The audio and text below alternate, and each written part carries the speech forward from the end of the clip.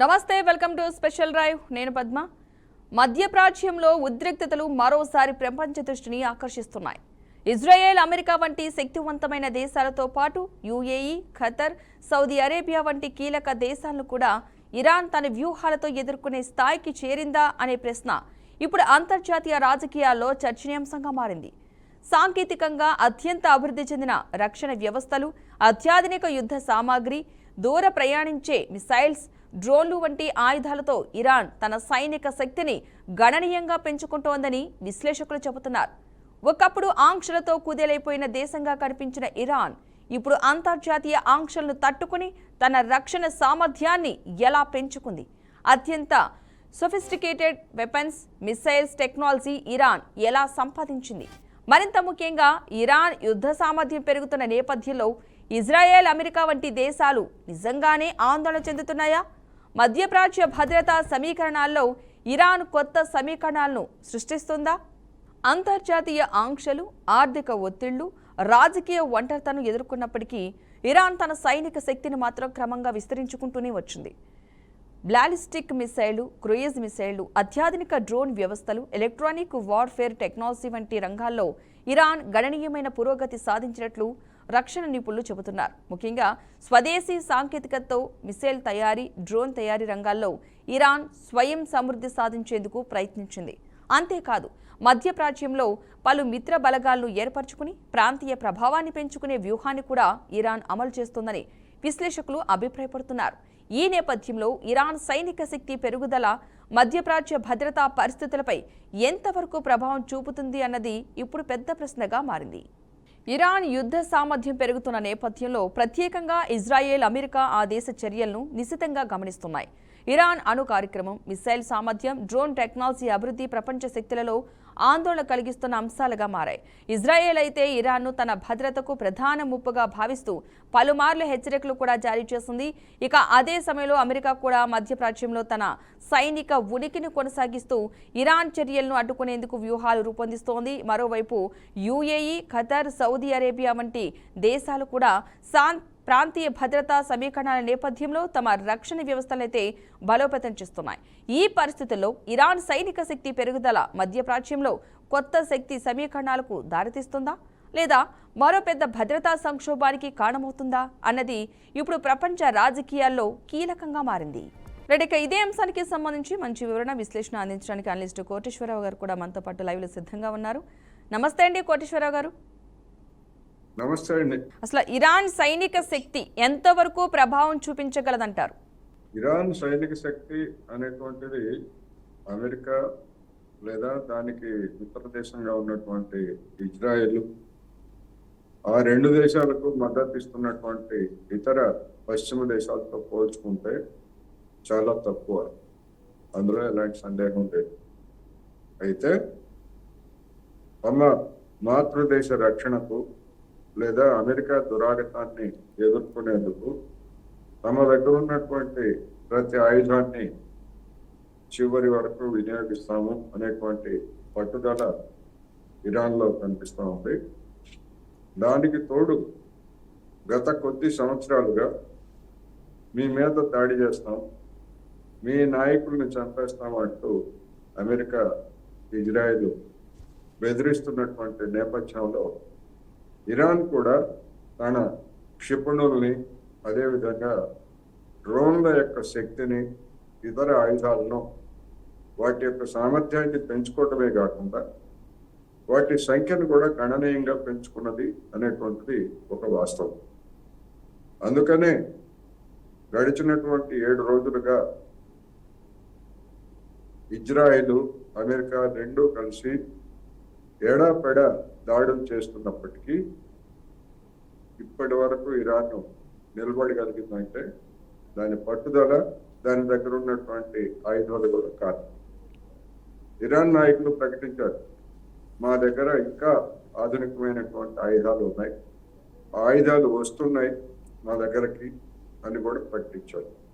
అందువల్ల రాబోయేటువంటి రోజుల్లో అమెరికా చేసేటువంటి దాడుల్ని ఎంత సమర్థవంతంగా ఎదుర్కొంటారు అనేటువంటిది ఇప్పటికే గల్ఫ్ దేశాల్లో ఉన్నటువంటి అమెరికా సైనిక స్థావరాల మీద చేస్తున్నటువంటి దాడులు వాటి తీవ్రతను, ఇరాన్ ఆయుధాల పటుత్వాన్ని కూడా తెలియజేస్తున్నాయి. ఇందువల్ల ఏది జరుగుతుంది ఏమిటి అనేటువంటిది మనం ఈ క్షణంలో అయితే చెప్పలేము, కానీ ఖచ్చితంగా ఇరాన్ తన చివరి రక్త పోటు వరకు పోరాడుతుంది అనేటువంటిది మాత్రమే ఈ సందర్భంగా మనం చెప్పాలి. ఓకే, మరి ఇప్పుడు అసలు ఇరాన్ ధైర్యం ఏమనుకోవాలంటారు? అంటే చివరి వరకు పోరాటం చేద్దాం, విజయం రావచ్చు రాకపోవచ్చు, కానీ పోరాటం అయితే ఫిక్స్డ్గా అన్నట్టుగా చూస్తుంది.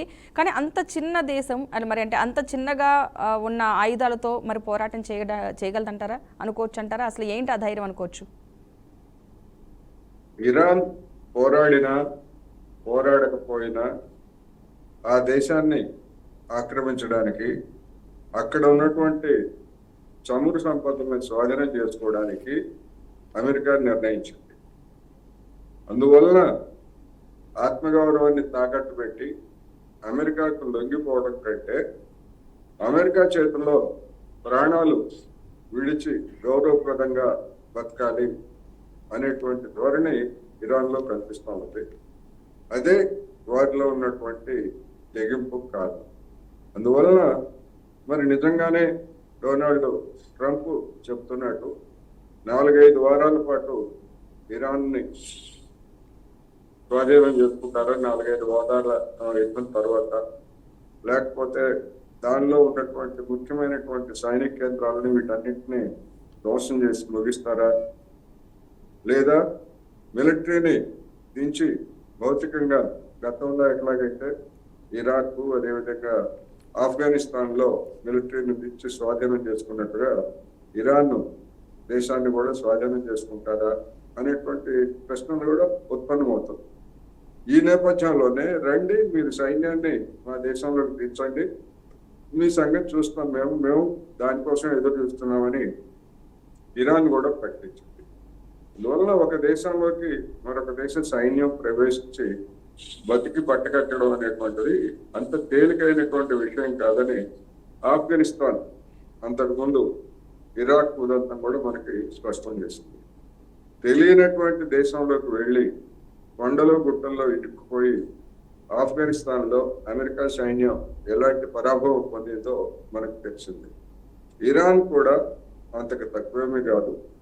ఆఫ్ఘనిస్తాన్తో పోలిస్తే ఇరాన్లో కూడా అదే విధమైనటువంటి పరిస్థితులు, పోరాడేటువంటి పటిష్టమైనటువంటి మిలిటరీ కూడా దానికి ఉన్నది, ఆయుధాలు కూడా. అందుకని ఒకవేళ అలాంటి దుస్సాహసానికి కనుక అమెరికా ఇజ్రాయెల్ పాల్పడితే వాటికి పరాభవం తప్పదు అనేటువంటి అంశాన్ని కూడా అంతర్జాతీయ విశ్లేషకులు గట్టిగా హెచ్చరిస్తున్నారు. ఓకే, ఇరాన్ యొక్క క్షిపణులు కావచ్చు, డ్రోన్లు కావచ్చు, ఎందుకు అంత పవర్ఫుల్గా ఉన్నాయనుకోవచ్చు? అంటే ఆ టెక్నాలజీ అమెరికాకు ఎందుకు సవాలైంది అనుకోవచ్చు అంటారు? టెక్నాలజీ ఏ ఒక్కరి సొంతము కాదు. ఇజ్రాయెల్ ఆధునికమైన టెక్నాలజీ కలిగి ఉంది, లేదా అమెరికా ఆధునికమైనటువంటి టెక్నాలజీ కలిగి ఉంది. ప్రతి దేశం కూడా తన టెక్నాలజీని మెరుగుపరచుకోవడానికి లేదా నవీకరించుకోవడానికి ఎప్పటికప్పుడు ప్రయత్నిస్తూ ఉంది. మిగిలిన దేశాలతో పోలిస్తే ఇరాన్ మీద గడిచినటువంటి 10 సంవత్సరాలుగా ఎప్పుడైనా దాడి చేయొచ్చు అనేటువంటి వాతావరణం ఉన్నటువంటి నేపథ్యంలో ఇరాన్ మరింతగా తన సాంకేతిక పరిజ్ఞానాన్ని, తన ఆయుధాలకు మరింతగా పదును పెట్టుకున్నది. దానికి రష్యా సాయం తీసుకున్నదా, లేకపోతే చైనా సాయం తీసుకున్నదా, ఉత్తర కొరియా సాయం తీసుకున్నదా? ఎవరైనా కానీ మిత్ర దేశంగా దక్షిణ ఇరాన్కి ఆ విధమైనటువంటి సాయం అందించబట్టే ఇప్పటి వరకు అది నిలబడగలిగింది అని కూడా మనకి అర్థమవుతుంది. ఓకే, ఈ ఇరాన్ వాడే మిసైల్ కావచ్చు, డ్రోన్ వల్ల అమెరికా టెన్షన్ పడుతుంది కొంతలో కొంత అనే ప్రచారం బాగా జరుగుతుంది. ఇది వాస్తవం ఏంటారు? నిజంగా అమెరికా టెన్షన్ పడేంత పరిస్థితి అక్కడ ఉందంటారా? అమెరికా టెన్షన్ పడుతుంది అనేటువంటి దాని గురించి మనం అప్పుడే నిర్ధారించలేము, కానీ అమెరికాకు కూడా టెన్షన్ వస్తుంది. ఎందుకంటే ఆఫ్ఘనిస్తాన్ లో జరిగినటువంటి పరాభవం చూసిన తర్వాత ఎందుకు మనం ఇరాన్ మీద దాడి చేసి ఇరాన్ లో ఉన్నటువంటి ఆ ప్రభుత్వాన్ని కూల్చివేయాలి, మనకేం వస్తుంది, అనేటువంటి ప్రశ్న ఇవాళ అమెరికాలో ఉన్నటువంటి కార్మిక వర్గం అడుగుతా ఉంది. 175 మంది ఇరాన్ మీద యుద్ధాన్ని వ్యతిరేకిస్తున్నట్టుగా సర్వే తెలియజేస్తుంది. అంటే జనాభిప్రాయానికి భిన్నంగా వెళ్ళి ఎందుకు మన సైన్య ప్రాణాలను బలిపెట్టాలి అనేటువంటిది ఒకటి. వెనిజులా మీద దాడి చేసినటువంటి ట్రంప్ అక్కడి అధ్యక్షుడిని బందీగా పట్టుకొచ్చి కిడ్నాప్ చేసి వెనిజులాలో ఉన్నటువంటి ఆయిల్ అంతా మాదే అని ప్రకటించాడు. కానీ ఇరాన్ విషయానికి వస్తే ఆ మాట చెప్పడానికి ధైర్యం చాలట్లేదు. ఎందుకు అంటే ఇరాన్ విషయంలో కూడా మేము ఇరాన్ని పట్టుకుంటాము, స్వాధీనం చేసుకుంటాము, అక్కడ ఉన్నటువంటి చమురు సంపద అంతా మాదే అని కనుక చెప్పేట్లయితే అమెరికాను వ్యతిరేకించేటువంటి దేశాలు లేదా అమెరికాను తప్పు పట్టేటువంటి దేశాలు సంఖ్య పెరిగిపోతుంది. భారతదేశం కూడా అలాంటప్పుడు ఇప్పట్లాగా నోటికి తాళాలు వేసుకొని ఉండేటువంటి పరిస్థితి ఉండదు.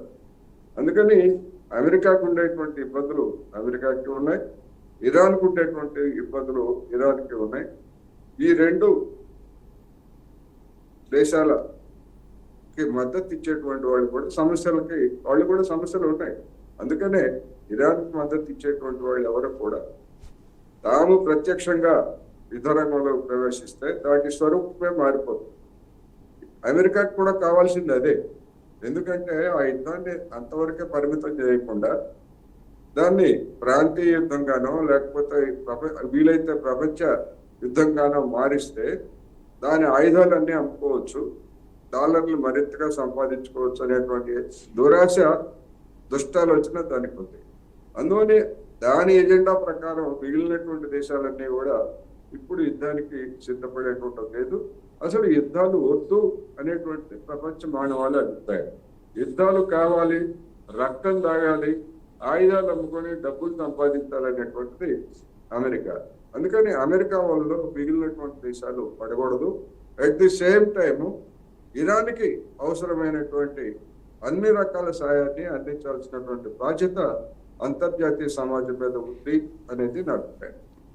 ఓకే, ఇరాన్ వల్ల అమెరికాకి భారీ షాక్ తప్పదంటూ చైనా నోస్ట్రాడామస్ చెప్పడం జరిగింది. అంటే గతంలో ట్రంప్ మళ్ళీ అధికారంలోకి వస్తాడని, ఇరాన్పై యుద్ధం చేస్తారని ముందుగానే చెప్పాము, అవి జరిగినాయి, ఇది కూడా జరుగుతుందని అంటున్నారు.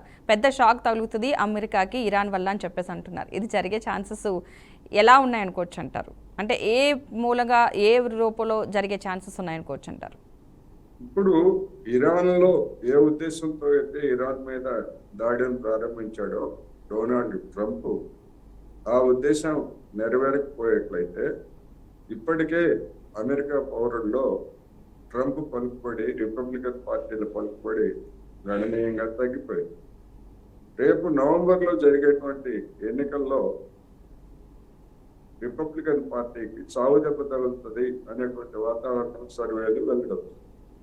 దాని నుంచి బయటపడేందుకు, అదేవిధంగా ఎప్స్టైన్ ఫైల్స్ లో డొనాల్డ్ ట్రంప్ పేరు ప్రముఖంగా ఉంది, ట్రంప్కు మిత్రులుగా ఉన్నటువంటి అనేక మంది పేర్లు కూడా దానిలో ఉన్నాయి.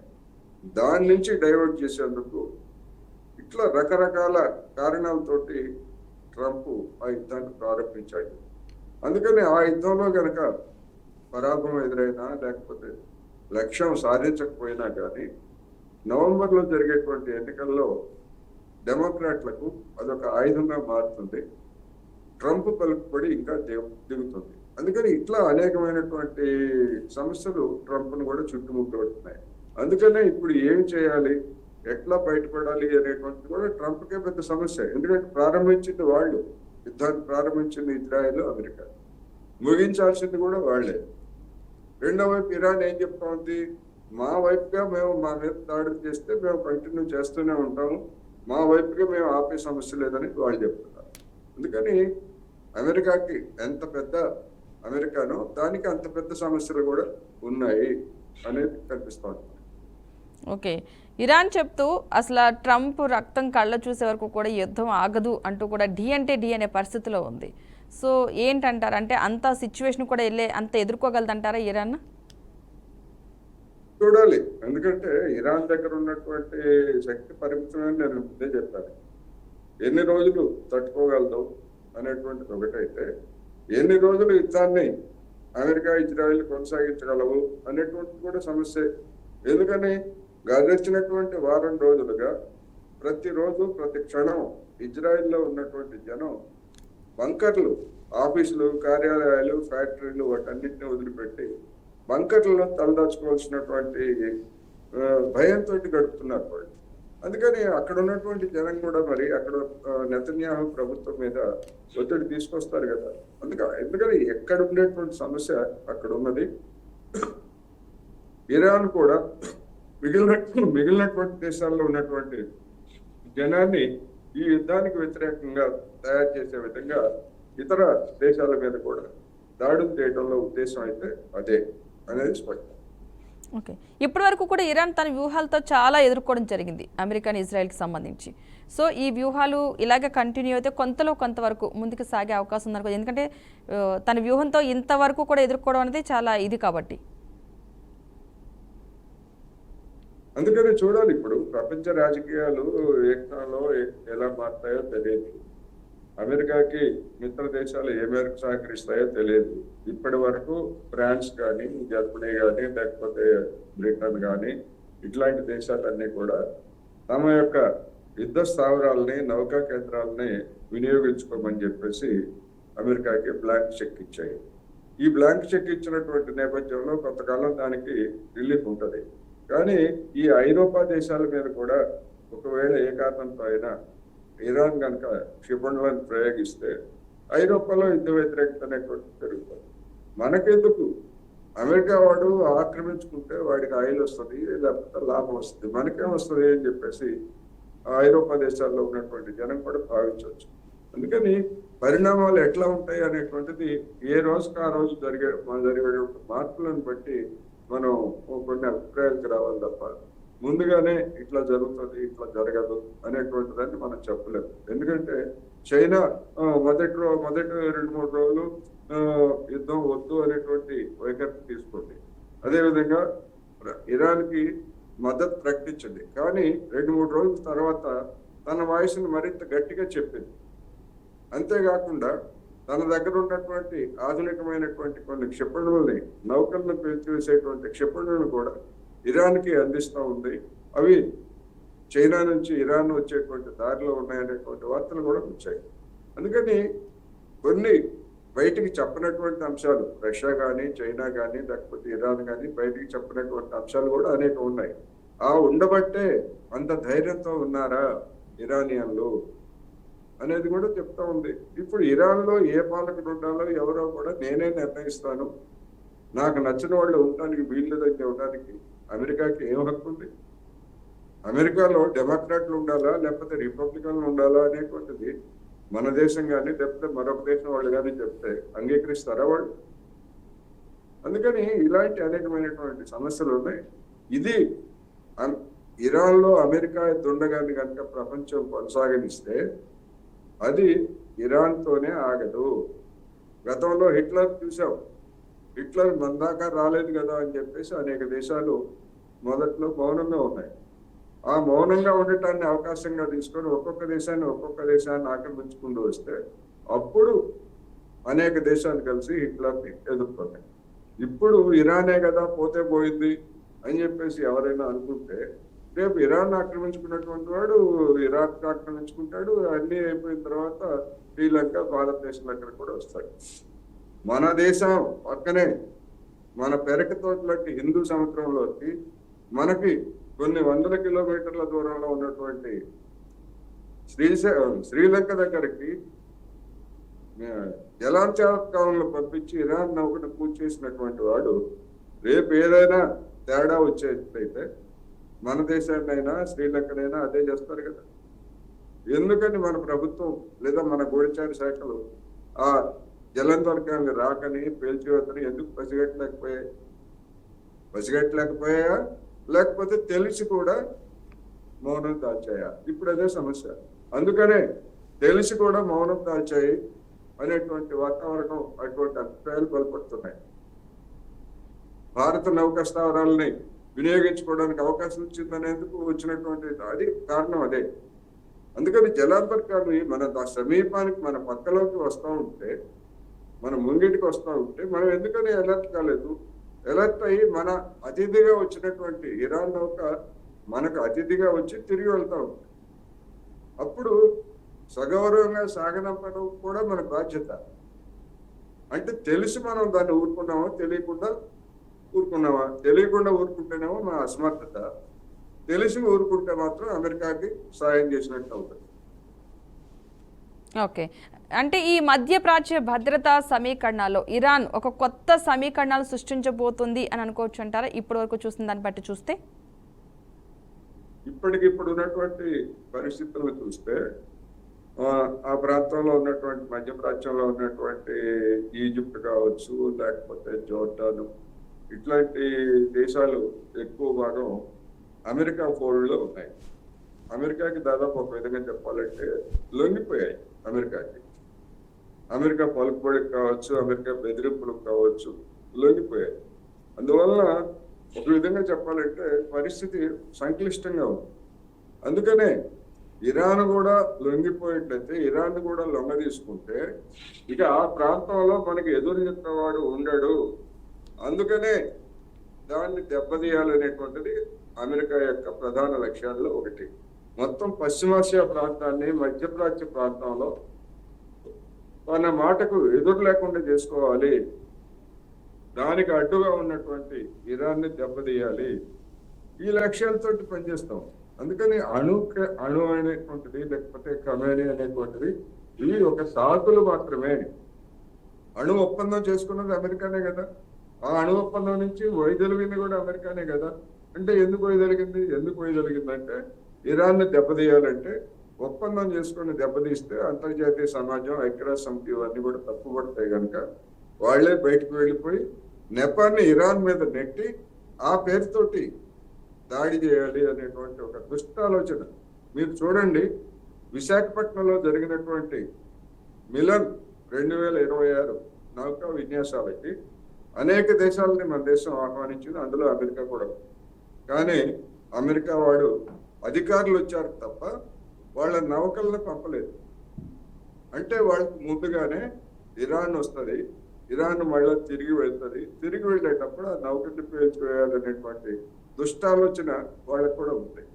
అందుకని అమెరికా నౌకలు కూడా వస్తే, అమెరికా నౌకలు కూడా ఎక్కడైనా దాడికి గురయ్యేటువంటి అవకాశం ఉంది కనుక వాళ్ళ నౌకల్ని పంపకుండా కేవలం అధికారులు మాత్రమే పంపించారు. ఇవన్నీ కూడా మనకి ఎప్పుడు అర్థమవుతున్నాయి?